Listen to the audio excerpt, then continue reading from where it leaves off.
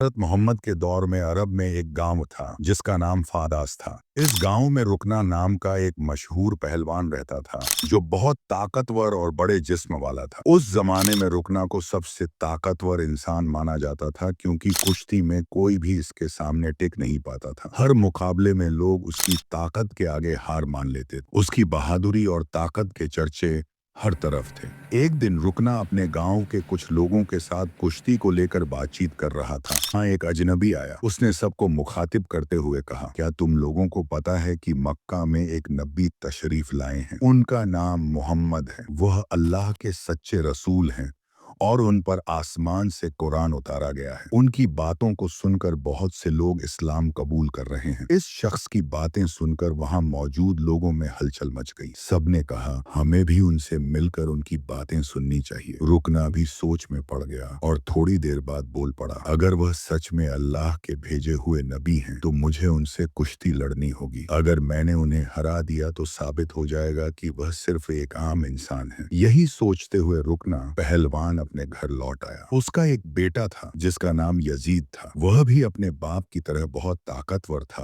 और उसने कभी किसी मुकाबले में हार नहीं मानी थी। रुकना ने अपने बेटे से कहा, मैंने सुना है कि मक्का में मोहम्मद नाम के एक शख्स हैं जिन्हें लोग बहुत बड़ा जादूगर कहते हैं। इसलिए मैं सोच रहा हूँ कि मक्का जाकर उनसे मिलूं और उनके साथ कुश्ती करूं। रुकना की यह बात सुनकर उसका बेटा यजीद बोला, बाबा, मैं भी आपके साथ मक्का जाऊंगा। मैं भी देखना चाहता हूं कि वह वाकई में कौन है। कुछ दिनों बाद रुकना और उसका बेटा यजीद मोहम्मद से मिलने के लिए मक्का की तरफ रवाना हो गए। लंबा सफर तय करने के बाद तपते रेगिस्तान को पार करके वह आखिरकार मक्का पहुंच गए। लेकिन मक्का पहुंचते ही रुकना ने महसूस किया कि उसके दिल में एक अजीब सुकून समा गई है। उसे यह भी महसूस हुआ कि मक्का के लोगों के चेहरों पर एक अलग ही रौनक है। ऐसा लग रहा था जैसे इस शहर का माहौल किसी अल्लाह की रहमत से महक रहा हो। मक्का की फजा देखकर रुकना ने अपने बेटे से कहा, बेटा यजीद, मुझे लगता है कि यह जगह बहुत खास है। मैं अपने अंदर एक अनोखा सुकून महसूस कर रहा हूँ। यजीद ने भी सर हिलाते हुए कहा, बाबा, मुझे भी वैसा ही महसूस हो रहा है। ऐसा सुकून और ऐसा खुशनुमा माहौल मैंने पहले कभी नहीं देखा। इसी वक्त उन्होंने कुछ लोगों को देखा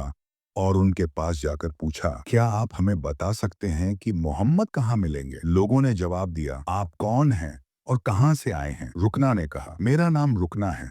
मैं बहुत दूर से आया हूँ और मैं एक मशहूर पहलवान हूँ। यह सुनकर लोगों ने कहा, मस्जिद में मौजूद हैं। यह सुनकर रुकना और यजीद मस्जिद की तरफ बढ़ गए। जब वह मस्जिद में दाखिल हुए तो उन्होंने देखा कि एक बुजुर्ग शख्स पुरसुकून और नूरानी चेहरे के साथ बैठे थे। उनके चेहरे पर एक ऐसी मुस्कुराहट थी जो दिल को सुकून देने वाली थी। ऐसा लग रहा था जैसे वह सभी का इस्तकबाल कर रहे हों। रुकना ने गौर से देखा और समझ गया कि यही वही शख्स है जिनके बारे में उसने सुना था। वह उनके पास गया और अदब के साथ सलाम करते हुए बोला, ए मोहम्मद, क्या आप वही शख्स हैं जिनके बारे में लोगों से सुना है? लोग कहते हैं कि आप अल्लाह के भेजे हुए रसूल हैं। मोहम्मद ने बड़े ही नर्म लहजे में जवाब दिया, हाँ, तुमने सही सुना है, लेकिन तुम कौन हो और कहां से आए हो? रुकना ने फख्र से कहा, मैं बहुत दूर से आपकी तलाश में आया हूं। मेरा नाम रुकना है और मैं इस दौर का सबसे ताकतवर पहलवान हूं। अब तक मैंने कभी किसी कुश्ती में हार नहीं मानी। रसूल पाक ने मुस्कुराते हुए कहा, रुकना, पहले बैठो, फिर हम बातें करेंगे। रुकना सोचने लगा कि यह शख्स आखिर मुझसे क्या बात करना चाहते हैं। तभी मोहम्मद ने बड़ी ही नरमी से कहा, रुकना, अल्लाह से डरो। तुम्हारे जिस्म में जो ताकत है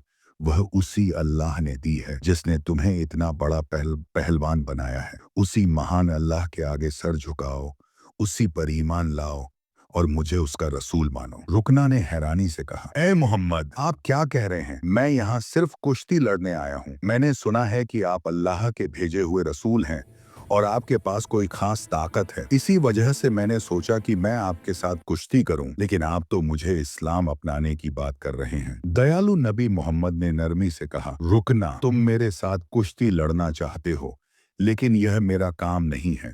कुश्ती लड़ना पहलवानों का काम है और मैं कोई पहलवान नहीं हूँ। रुकना हंसते हुए बोला, ए मोहम्मद, मैं ये बातें सुनने नहीं आया हूँ। मैंने सुना है कि आप बहुत ताकतवर हैं और आपको जादू भी आता है। अगर आप सच में अल्लाह के रसूल हैं तो अपनी ताकत से मुझे कुश्ती में हरा कर दिखाइए। मोहम्मद मुस्कुराए और बोले, रुकना, तुम इतनी जिद कर रहे हो, इसलिए मैं तुम्हारे साथ एक शर्त पर कुश्ती लड़ने के लिए तैयार हूँ। रुकना ने इश्तियाक से पूछा, क्या शर्त है? नबी ने फरमाया, अगर तुम कुश्ती मुझसे हार गए तो तुम्हें इस्लाम कबूल करना होगा और मुझे अल्लाह का भेजा हुआ रसूल मानना होगा। रुकना यह सुनकर सोच में पड़ गया, यह एक आम आदमी मुझे कैसे हरा सकता है? मेरी चौड़ी छाती, मजबूत हाथ पैर और गजब की ताकत के सामने यह मामूली इंसान नहीं टिक पाएगा। मैं दुनिया का सबसे ताकतवर पहलवान हूँ और आज तक कोई मुझे हरा नहीं सका। यह तो पहलवान भी नहीं है, फिर यह मेरी बराबरी कैसे करेगा? यही सोचकर रुकना ने मोहम्मद का मजाक उड़ाया और गुरूर भरे लहजे में बोला, ठीक है, मैं तुम्हारी शर्त मानता हूँ। अगर तुम मुझे हरा देते हो तो मैं तुम्हें अल्लाह का रसूल मान लूंगा और इस्लाम कबूल कर लूंगा। इसके बाद कुश्ती के लिए एक बड़ा मैदान तैयार किया गया। मक्का और आसपास के इलाकों से लोग यह मुकाबला देखने के लिए उमड़ पड़े। हर कोई पुरजोश था कि क्या होगा। लोग जानते थे कि रुकना अपनी ताकत के लिए मशहूर है, लेकिन वह यह भी देखना चाहते थे कि मोहम्मद कैसे मुकाबला करेंगे। फिर सही वक्त पर मुकाबला शुरू हुआ। प्यारे नबी मोहम्मद और रुकना मैदान में उतरे।